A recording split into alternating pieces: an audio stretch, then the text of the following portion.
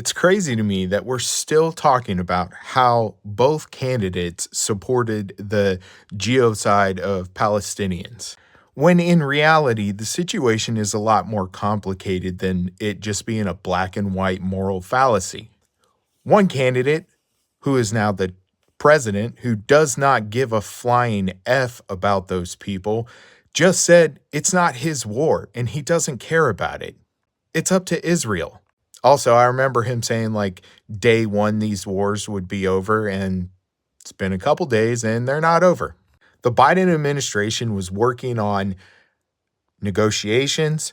They would come out and talk about how they shouldn't be doing those things and that innocent people are being unalive. Like they were doing as much as they could while still being allies of Israel.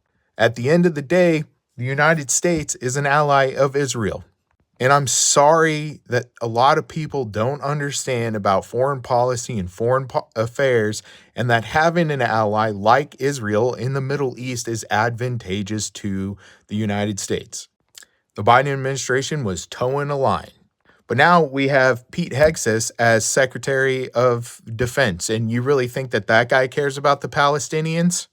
So the options were like there is at least some support for ending the violence against Palestinians and like a two-state solution or whatever, to there being absolutely no support and 100% full support of Israel at all cost.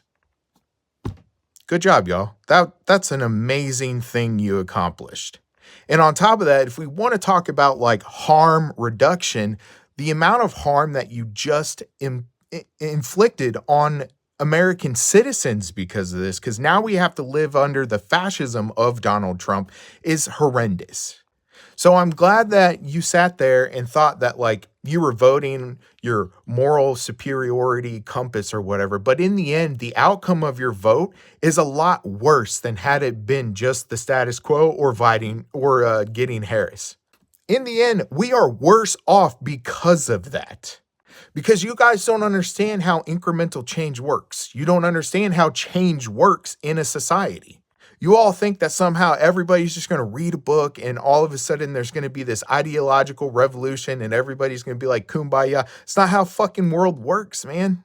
At the end of the day, you may feel like you accomplished some moral goal, but in reality, when we look at the outcomes of those actions, it's far worse. Congratulations.